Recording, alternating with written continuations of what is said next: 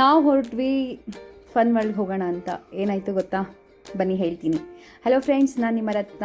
ಎಲ್ಲರೂ ಚೆನ್ನಾಗಿದ್ದಾರೆ ಅಂತ ಬಸ್ಸಿಂದ ನಾನು ಕೂಡ ಚೆನ್ನಾಗಿದ್ದೀನಿ. ಸೊ ನಾವು ಹೊರಟ್ವಿ ಫನ್ ವರ್ಲ್ಡ್ಗೆ ಅಂತ. ಬೆಳಿಗ್ಗೆನೇ ಎಲ್ಲ ಕೆಲಸ ಮುಗಿಸ್ಕೊಂಡು 1 o'clock ಹೊರಟ್ವಿ. ನನ್ನ ಫ್ರೆಂಡು ನಮ್ಮ ಶಾಲು ಮಗಂಗೆ ಫಿಶ್ ಎಕ್ವೇರಿಯಮ್ ತೋರಿಸೋಣ ಅಂದ್ಬಿಟ್ಟು, ಫನ್ ವರ್ಲ್ಡಲ್ಲಿ ಏನೋ ಹೊಸ್ದಾಗಿ ಕ್ರಿಯೇಟಿವ್ ಆಗಿ ಮಾಡಿದ್ದಾರೆ ಅಂದ್ಬಿಟ್ಟು ಅವನನ್ನು ಕರ್ಕೊಂಡೋಗಿ ತೋರಿಸ್ಕೊಂಬರೋಣ ಅಂತ ನಾನು, ನನ್ನ ಫ್ರೆಂಡು, ನಮ್ಮ ಶಾಲು, ನನ್ನ ಮಗಳು ಫ್ರೆಂಡ್ ಎಲ್ಲ ಹೊರಟ್ವಿ. ಏನು ಅದೃಷ್ಟನೋ ಗೊತ್ತಿಲ್ಲ ಫ್ರೆಂಡ್ಸ್, ಅವತ್ತಂತೂ ಒಂದು ಪಾರ್ಕಿಂಗು ತುಂಬ ಕ್ಲೋಸ್ ಆಗಿಬಿಟ್ಟಿತ್ತು. ಪಾರ್ಕಿಂಗು ಇರಲಿಲ್ಲ ಅಲ್ಲಿ ಫನ್ ವರ್ಲ್ಡಲ್ಲಿ.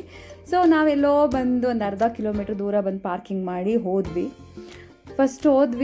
ಇಲ್ಲಿಗೆ ಫನ್ ವರ್ಲ್ಡ್ ನೋಡಿ ತುಂಬ ಆಸೆ ಆಯಿತು ನಮಗೆ, ಫನ್ ವರ್ಲ್ಡ್ಗೆ ಹೋಗಬೇಕಿತ್ತಂತ. ಬಟ್ ನಾವು ಹೋಗಿದ್ದು 1 o'clock ಆಗಿತ್ತು. ಸುಮ್ಮನೆ ಅರ್ಧ ದಿವಸ ಟಿಕೆಟ್ ತೊಗೊಂಡ್ರೆ ವೇಸ್ಟ್ ಆಗುತ್ತೆ ಅಂದ್ಬಿಟ್ಟು ನೆಕ್ಸ್ಟ್ ಹೋದ್ವಿ ಫಿಶ್ ಎಕ್ವೇರಿಯಮ್ಗೆ ಹೋಗೋಣ ಅಂತ ಹೋದರೆ, ಅಲ್ಲಿ ನೋಡಿದ್ರೆ ಫ್ರೆಂಡ್ಸ್ ಏನೋ ಟೆಕ್ನಿಕಲ್ ಇಶ್ಯೂ ಅಂದ್ಬಿಟ್ಟು ಅದು ಕ್ಲೋಸ್ ಅಂತ ಹೇಳಿದ್ರು. ಅವತ್ತು ಒಂದು ದಿವಸ ಕ್ಲೋಸ್ ಅಂತ ಹೇಳಿದ್ರು.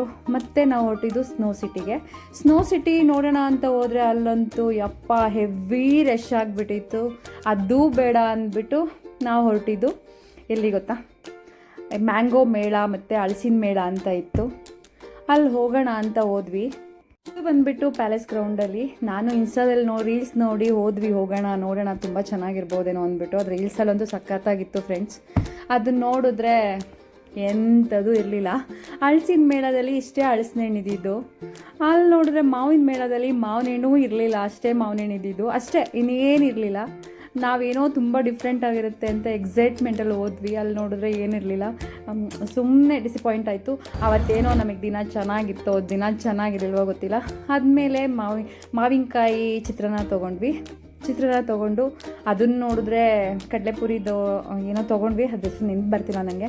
ಅದು ನೋಡಿದ್ರೆ ಅದೇನೂ ಚೆನ್ನಾಗಿದೆ. ಮುಗಿಸ್ಕೊಂಡು ಹೊರಟ್ವಿ ಮನೆ ಕಡೆ. Ta-ta bye-bye. ನನ್ನ ವಿಡಿಯೋ ಇಷ್ಟ ಆದರೆ ಲೈಕ್ ಆ್ಯಂಡ್ ಶೇರ್ ಕಮೆಂಟ್ ಮಾಡಿ. ನನ್ನ ಪೇಜ್ನ ಫಾಲೋ ಮಾಡೋದನ್ನ ಬರಿಬೇಡಿ. Thank you, bye bye. ನೆಕ್ಸ್ಟ್ ವಿಡಿಯೋದಲ್ಲಿ ಸಿಗ್ತೀನಿ.